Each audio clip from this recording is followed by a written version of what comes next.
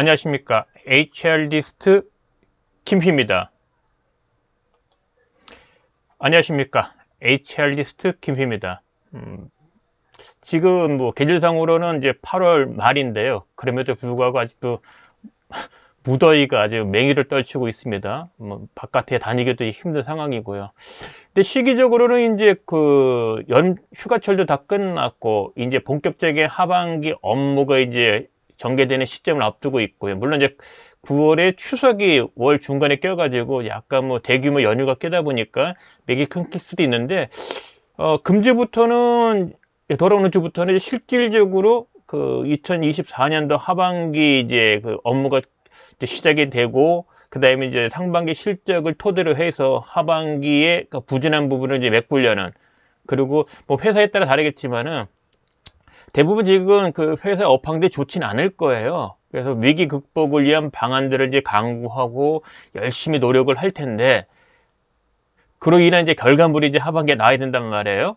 근데 또 시기적으로는 지금이 이제 다음 주면에 이제 9월이 되는데, 돌아오는 주 말고 이제 지금 이제 8월 25일이니까 다다음 주 되면 이제 9월이란 말이에요. 그럼 또 한편으로는 9월에 이런 걸 또 준비한단 말이에요. 내년도 하반기에 대한 준비도 합니다. 사업 계획 짜는 준비도 이제 들어가고요. 그래서 좀 정신없을 것 같습니다. 그래서 오늘 말씀드리고 싶은 주제는 제 블로그에 있던 글인데, 이 부분을 지금 말씀드리려고 해요. 인사평가를 이제 앞두고, 되게 인사평가를 공정하고 이제 객관적으로 하기 위해서 인사평가권을 갖고 있는 사람 대상으로 인사평가 교육을 시킨단 말이에요. 그런데 연말에 실시하는 인사평가에 보면 업적평가, 역량평가가 있는데, 이 중에서 특히 업적평가는 1년 내내 같이 근무했던 구성원에 대한 평가예요. 그러니까 합의됐던 목표, 합의됐던 실천 계획에 의거해서 중간중간에 정기적인 성과 점검과 피드백을 통해서 성과를 달성하는 데 함께 기여를 한 결과물에 대한 평가거든요. 그래서 목표를 설정할 때 같이 합의했던 측정 방법, KPI에 따른 값 산출이에요. 따라서 혹시나 연말에 하는 인사평가에, 특히 업적평가나 역량평가를 리더와 구성원 간에 딜을 하는 것이 아닌가라고 생각한다면 그것은 아닙니다. 딜이 아니에요.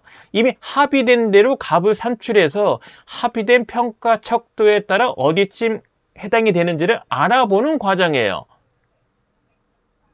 마치 신규 입사자 선발이나 자격 심사나 아니면 주요 직책자 선발을 위한 어떤 그런 심사 때 필요한 평가와 연말에 하는 인사평가 때의 업적평가, 역량평가가 좀 다릅니다.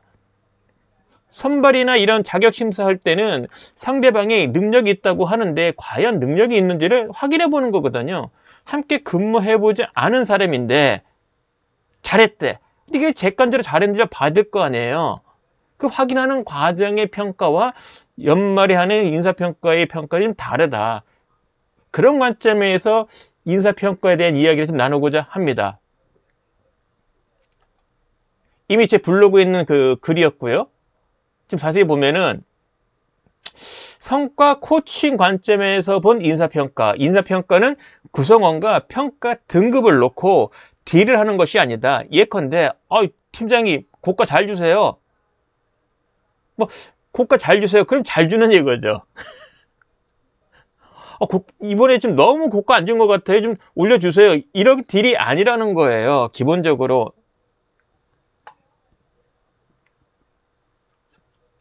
연말에 실시하는 인사평가를 바라보는 관점은 일단 구성원과 리더가 같아야 돼요. 다를 수가 사실 없어요. 같아야 되는데도 불구하고 다르다면은 같아져야 된다. 근데 이 시각은 언제 형성이 되냐면은 부서의 목표가 할당이 되고 개인에게 배분하고 목표 설정과 측정 방법을 합의하고, 물론 평가 척도도 같이 합의하고요. 근데 실천 계획도 합의하는 그 과정에서 사실은 평가에 대한 관점이 그때 같이 형성되는 거거든요. 연말에 새롭게 생기는 게 아니라는 겁니다. 근데 많은 회사에서는 인사평가에 대한 거를 크게 두 가지로 나눠져요. 그죠? 일반적으로 이제 업적 평가와 역량 평가로 나눠지죠. 통상적으로 업적 평가는 구성원에게 부여된 과제에 대한 그 성과를 평가하는 거예요. 아주 쉽게 생각하면은 목표 대비 실적으로 평가하는 거예요. 하지만 그 평가에 대한 그 객관적인 그리고 그 열심히 한 부분에 대한 것도 반영을 할 필요가 있다는 거죠. 그래서 역량 평가는 그런 측면에서는 능력을 목표 달성을 위해서 발휘한 능력과 역량에 대한 평가예요. 그러니까 과정에 대한 평가라고 볼 수도 있는 거죠. 그런데 평가에 대한 부분을 우리가 얘기할 때 이 연말에 하는 인사평가 때 나오는 평가의 값이 곧 최종평가 등급 확정은 아니라는 겁니다. 이 부분이 좀 의아하실 수가 있는데요. 단위 부서의 리더와 구성원 간의 연말에 하는 인사평가에서 업적평가는 합의된 목표와 합의된 측정 방법을 갖고서 합의된 평가 척도의 상에 어디쯤에 해당하는 것을 확인하는 과정이에요. 그 과정에 있어서 합의됐던 그 목표를 달성하는 실천 방법이 제대로 작동이 됐는지, 아쉬운 건 없는지, 부족한 건 없는지, 그래서 더 개선할 건 없는지, 이런 부분을 사실 다 살펴보는 게 연말에 하는 인사평가 과정이거든요. 근데 이때 평가 등급이 최종 확정되는 것은 아니다. 그때 쓰일 평가의 값을 확정하는 거고요. 정하는 거고요. 중요한 거는 함께 목표를 향해서 해왔던 노력들 모든 것을 함께 살펴보는 과정이 사실 연말의 인사평가의 본질이에요. 그럼 리더 입장에서는 구성원의 장점, 단점을 모두 다 리뷰하면서 부족한 부분을 극복하기 위한 방안을 같이 찾아서 그것을 개선하는 과제, 그러니까 개선 대책의 수립 과정을 리더와 같이 고민하는 부분이 바로 성과평가, 연말에 하는 인사평가, 즉 성과평가의 요즘의 본질이에요. 그 방향으로 가고 있다. 평가라는 것은 매우 중요한 과정이란 말이에요. 따라서 객관적인 자료에 근거해서 리뷰를 해야 됩니다. 그러니까 전년도에 올해치에 대한 성과 목표를 설정을 하고 계획을 세우고 그 다음에 실행을 하고 점검하고 피드백해주고 또 개선 활동하고 이런 노력의 결과물을 평가하는 거거든요. 그러면 평가를 할 때 그 과정에 있어서 발생했던 객관적인 사실 근거들 이런 걸 토대로 사실은 리뷰를 해야 되는 거죠. 근데 혹자 뭐 일부지만은 1년 내내 아무 관심 없이 점검도 없고 어떤 뭐 관찰도 없고 리뷰도 없다가 평가철을 앞두고 이제 인사평가 해야 되네. 자, 그동안 뭐 했지? 한번 살펴볼까? 아닌 밤중에 홍대 깨라고 1년 내내 무관심했다가 평가에 닥쳐가지고 이제 그때 뭔가 지금 평가하려고 자료도 찾고 뭐 고민도 해봐. 이건 좀 아니라는 거죠. 그죠? 그럴 때 평가의 오류가 발생이 됐다는 거예요. 아, 얘는 평소에 잘했어. 얘는 내가 최근에 준 일을 잘했어. 그런 사람이 좋게 평가받을 가능성이 높다는 거죠. 그건 평가의 오류거든요. 그래서 합의된 대로 그러니까 올해에 대한 목표를 합의했던 전년도 그 목표 설정 시점부터 지금까지 연말평가 그 기간 전반에 걸쳐서 발생했던 활동에 대한 결과물들, 객관적인 사실을 근거로 성과 평가를 이루어야 된다. 그래서 이거를 성과 코칭 관점으로 보면은 성과 점검 리뷰라고 하는 겁니다. 그러니까 단순하게 성과 평가는 목표 대비 실적만 리뷰하는 것이 아니라 그 과정, 그러니까 성과 관리 프로세스를 제대로 작동됐는지 그걸 달성하기 위한 전략 과제는 잘 작성되고 제대로 실천이 됐는지, 그리고 성과 점검 때 부족한 부분을 발견하고 채우려는 노력들을 했는데 제대로 했는지, 이런 부분들에 대한 리뷰라는 거죠. 한편 이런 얘기해요. 우리 회사에는 규정된 게 없다. 규정된 게 없다. 그래서 안 한다. 못 한다. 라고 할 수는 없는 거죠. 이거는 리더 입장에서 구성원에게 연말에 평가를 할 때 객관적이고 공정적인 평가를 위해서는 당연히 성과에 대한 중간 점검을 했어야 되는 거예요. 상상해 보십시오. 연말쯤 다 돼가지고 리뷰를 했더니 부족한 게 있네, 이거 어떻게 메꾸지, 그동안 뭐 했어, 이러면은 어느 구성원이 좋아하겠습니까? 그런 결과물에 대해서 쉽게 뭡니까, 받아들이겠습니까? 그래서 회사의 방침이 있든 없든 리더는 공정한 평가, 그리고 더 중요한 건 부서에 주어진 그 성과 목표를 구성원이 달성하는 거 아니에요. 그럼 제대로 달성되는 거를 점검하고 부족한 거 찾아서 메꿔주는 그런 노력들을 하게 만드는 건 필요한 거죠. 그래서 정기적인 점검과 피드백 해주고 부족한 부분을 메꾸는데 리더도 같이 참여해주고 격려해주고 동기부여해주고 지도도 해줬다면 당연히 구성원 입장에 보면은 성과가 나겠지요. 그럼 조금 더 그런 정기적인 점검과 피드백과 코칭을 받지 않을 때보다는 목표에 취해 조금 더 달성 가능했겠죠. 그러면 좋은 거 아니에요. 그럼에도 불구하고 목표가 미달이 됐음에도 불구하고 구성원 입장에서는 리더를 탓할 수가 없다는 거죠. 현실적으로 할 도리는 다 한 거예요. 리더도 구성원도 열심히 한 거예요. 하지만 그럼에도 불구하고 합의됐던 KPI 측정 방법에 따르니까 일정한 값이 나오더라. 근데 그 값에 대한 최종평가 등급은 모르겠다, 아직은. 거기까지는 합의할 수 있다는 거죠. 아니, 이 영상 보시는 분 여러분들 안 그러겠습니까? 누구나 말도 안 되는 목표를 받았어요. 그리고 누구나 그 목표에 대한 달성 여부에 대한 성과 측정 지표, KPI 부분에 대한 거를 합의를 했어요. 그리고 평가 척도가 어떻게 작성되는지를 정해지는지도 합의가 됐어. 그리고 목표 달성의 실천 계획이 된 것도 합의가 됐어. 그렇게 1월, 2월, 3월 해서 연말까지 쭉 왔단 말이야. 그 과정에 뭐 분기든 격월이든 월간이든 리더가 정기적인 점검을 했고 객관적으로 살펴봤고 부족한 걸 찾았고 부족한 것을 메꾸는 노력도 합의했고 그것에 대해서 리더가 또 지원도 해주고 구성원도 열심히 노력을 했고 그런 결과물들이 축적이 돼서 연말에 평가해보니까 목표 대비 실적이 나오는 거죠. 그 결과 값에 대해서는 공정하고 엄정하다고 이야기할 수 있는 거죠. 거기 그 과정까지는. 결과물은 목표 대비 미달이 아쉽지만 근데 이거를 구성원이 목표 대비 실적이 좀 낮게 나왔는데요. 이거 인정 못합니다. 라고 거부할 수는 없다는 거죠. 단위 조직의 리더께서 좀 아셔야 될 거는 연말에 하는 업적 평가든 역량 평가든 그 평가의 값은 최종 평가 등급 확정을 위해서 필요한 값이지 최종 평가 등급 확정은 아니에요. 물론 리더가 산출한 값을 그대로 반영할 수도 있고 일부 평가 등급에 있어서는 생각보다 업이 될 수도 있고 생각보다 낮을 수도 있어요. 그거는 회사의 그 해의 잉여, 그러니까 성과급의 재원이 되는 크기가 크게 늘어났느냐 아니면 축소됐느냐에 따라서 달라질 수 있다는 겁니다. 어쨌거나 단위 조직의 리더로서의 1차 평가는 최종적인 평가 등급에 쓰일 평가의 값을 산출하는 것이다. 이거에 대해서는 구성원도 이해할 겁니다. 여러분 한번 생각해 보세요. 제가 지금 말씀드린 것처럼 그런 과정을 통해서 목표가 정해졌고 실행을 했고 성과 점검도 했고 피드백도 해줬고 코칭도 받았고 그럼에도 불구하고 목표 대비 실적이 나왔고 근데 합의했던 측정 방법에 따르니까 목표 대비 달성이네 초과네 아니 부족하네 이런 게 값이 나온단 말이에요. 거기까지는 수용할 수밖에 없는 거죠. 그죠?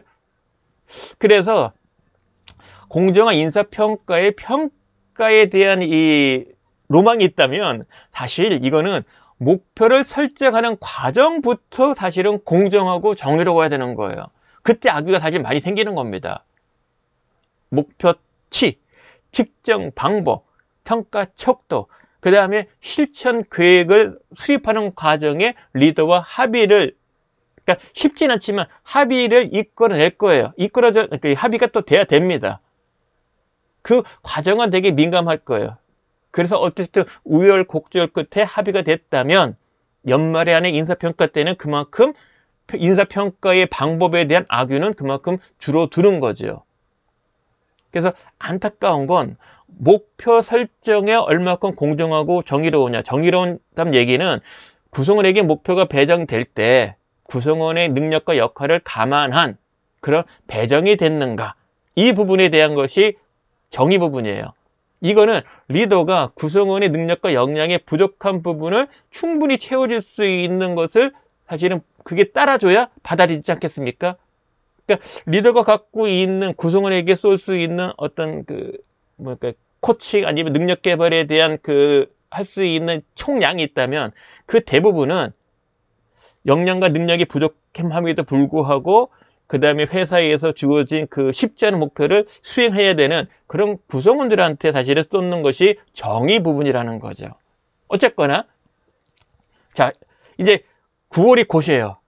조금만 지나면 이제 내년도 사업계획 짜려고 하고 목표에 대한 것이 이제 나오고 또 경우에 따라서는 부서마다 고유의 목표를 이제 수립하게 돼요.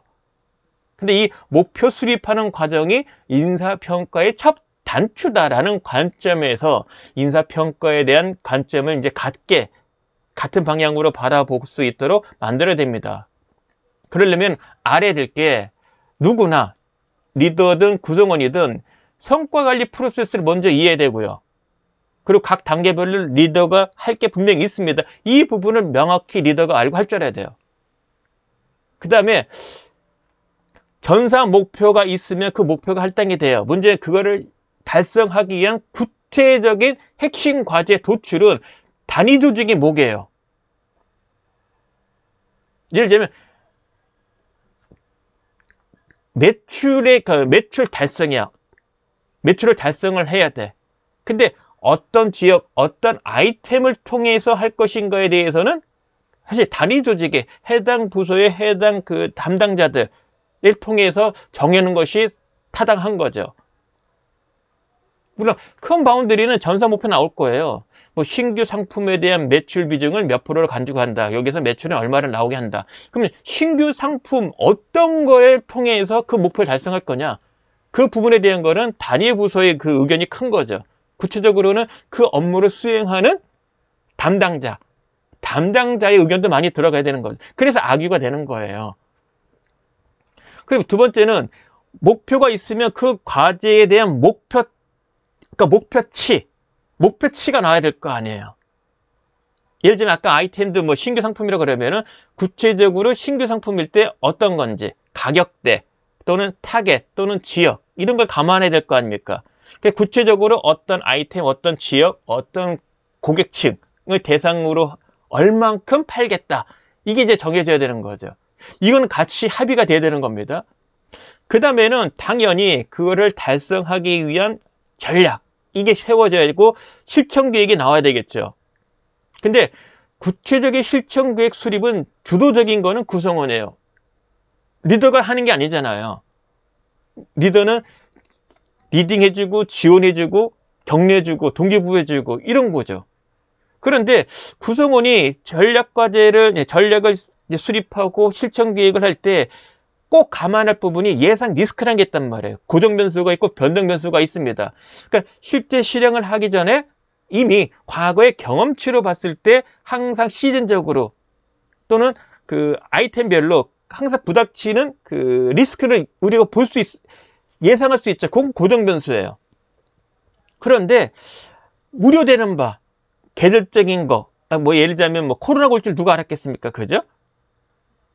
혹시 그런 환경의 변화가 생겼을 때 또는 제도가 바뀌었을 때 그러니까 정보를 통하면은 뭔가 의회에서 법을 바뀔 것 같아. 그럼 그런 법에 대한 부분을 시행이 돼도 언제 하느냐? 그것도 고민할 수 있겠죠? 그죠? 화면이 고르지 못한 점 여러분 양해 구하고요. 그러니까 고정 변수가 있고 변동 변수가 있다면 변동 변수는 뭔가 우리 리드 파악을 했든지 아니면은 뭐 우리가 외부 환경에 대한 걸 전략을 수립하는 과정에 환경에 대한 분석을 할 때 내부 환경, 외부 환경 분석하지 않습니까? 그럴 때 이미 상수화되어 있는 변수가 있단 말이에요. 고정 변수. 매년 우리가 한번 고려해야 되는 거의 상수 개념의 변수가 있지 않습니까? 그죠? 근데 상수는 아닌데 예상이 돼. 그런 변동 변수도 있단 말이에요.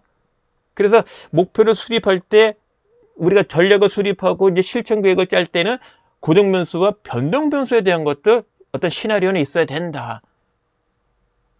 그거는 뭐 당연한 거라고 생각은 듭니다. 물론 경영관리 직군도 뭐 예외는 없을 거예요. 근데 우리 이제 영업이나 또는 생산 쪽은 이 부분에 대한 거는 상당히 좀 많이들 할 거라고 예상은 듭니다. 어쨌거나 그런 부분이 이제 감안을 본다면은 실행의 부분에 있어서 이제 결국 이제 중요한 건데, 계획대로 잘 실행되기 위해서는 계획이 촘촘해야 돼요.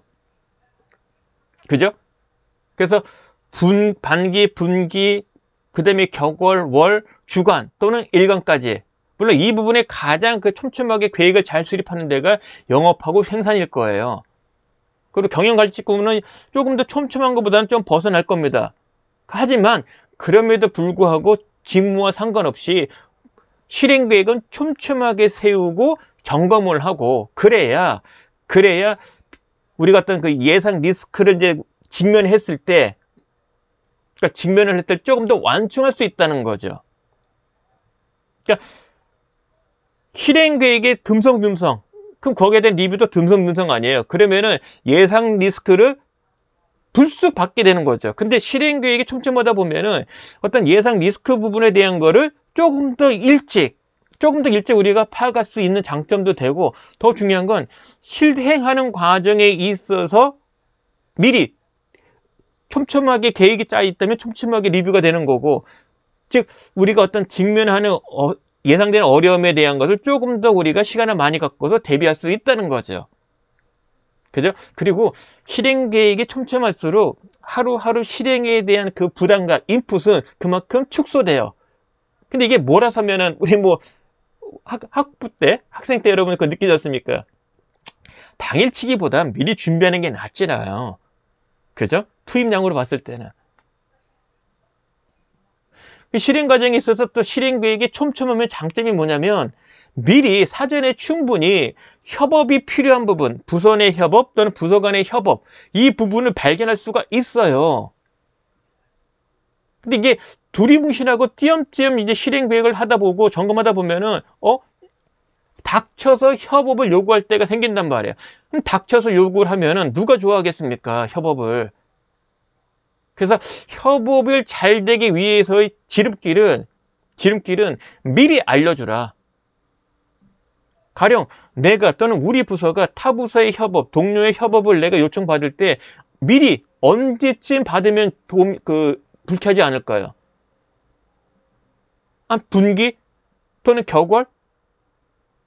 적어도 한 달 이내. 근데 대부분 이제 시기가 있으니까 되게 우리가 그 업무 계획을 짤 때 분기별로 주로 많이 하지 않습니까? 최소 이번 분기에 있을 일이라면 전 분기에는 사실은 공지가 돼야 되는 거죠. 그래 협업 계획이 반영이, 내가 다음번 분기 계획에 이번 분기에서 협업 요청을 받아야 다음 분기 때 반영할 거 아니에요. 그죠? 그래서 협업이 필요하다는 것은 미리 협업에 대한 요청을 해라. 그러려면 실행 계획이 촘촘해야 된다. 촘촘하게 점검을 하니, 점검 기간이 촘촘하니까 협업에 대한 요청도 미리 받아볼 수 있고, 미리 받아봤으니까 우리 일정에도 일찍 반영할 수 있다는 거죠. 그러면 스트레스가 덜 될 거예요. 그리고 우리가 얘기하는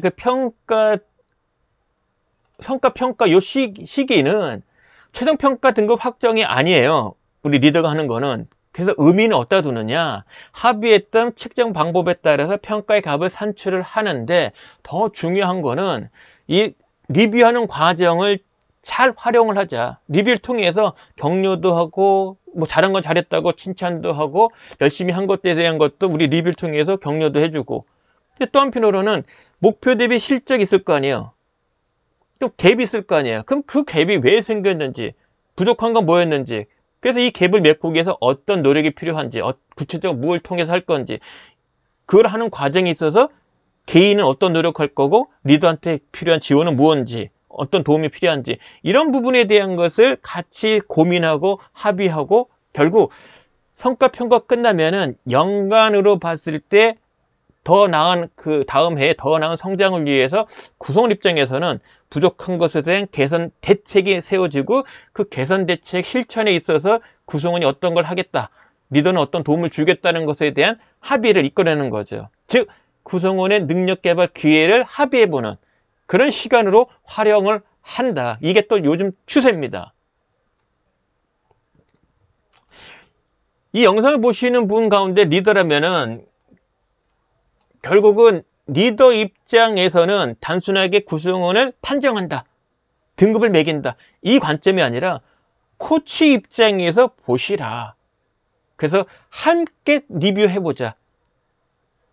목표 설정 과정과 측정 방법, 평가 척도에 대한 합의, 실행 계획에 대한 합의, 그에 따라서 실천을 해왔어. 그 과정에서 점검, 피드백도 해줬고, 그리고 또 개선 노력도 했고, 그 전 과정을 다 한번 함께 리뷰해보자. 그런 과정에 있어서 잘한 거 찾아서 칭찬해주고, 부족한 부분에 있어서는 그래서 목표 대비 실적에 갭이 있을 때 그 부족한 거 어떻게 채울 건지에 대한 또 고민거리를 같이 해보고 또 지원을 약속해 주자.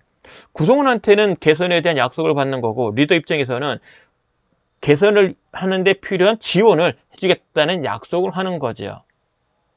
따라서 이 부분은 연말에 하는 인사평가, 이거는 구성원과 같이 평가 등급을 놓고서 딜을 나누는 것이 아니다. 이렇게 말씀을 드릴 수 있겠습니다.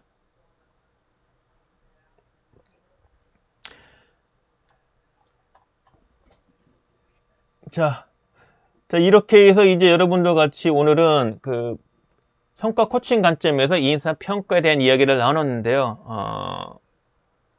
뭐 제 이야기에 공감하시는 분도 있고, 그 다음에 아리까리 하시는 분도 있고, 아니다라고 생각하실 분이 있는데요.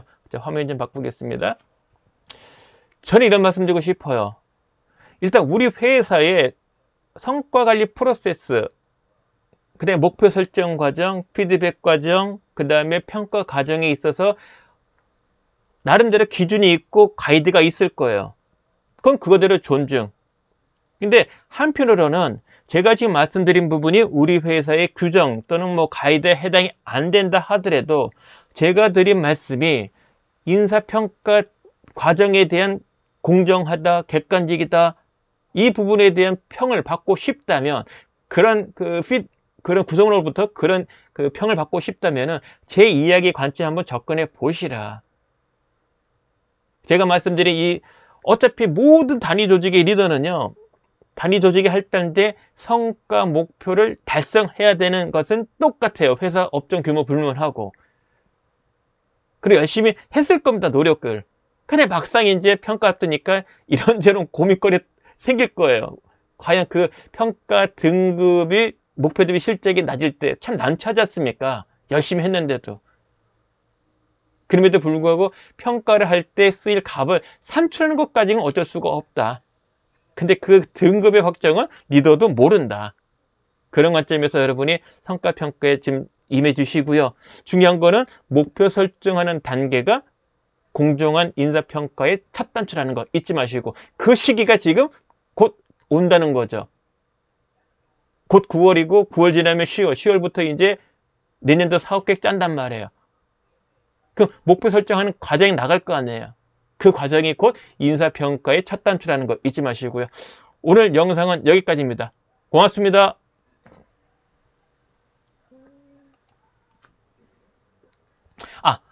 좋아요, 구독 눌러주시고요. 동영상이 좋았다면 널리 공유 좀 해주시기 당부드립니다. 자, 여러분들 믿습니다. 좋아요, 구독 널리 홍보 바랍니다.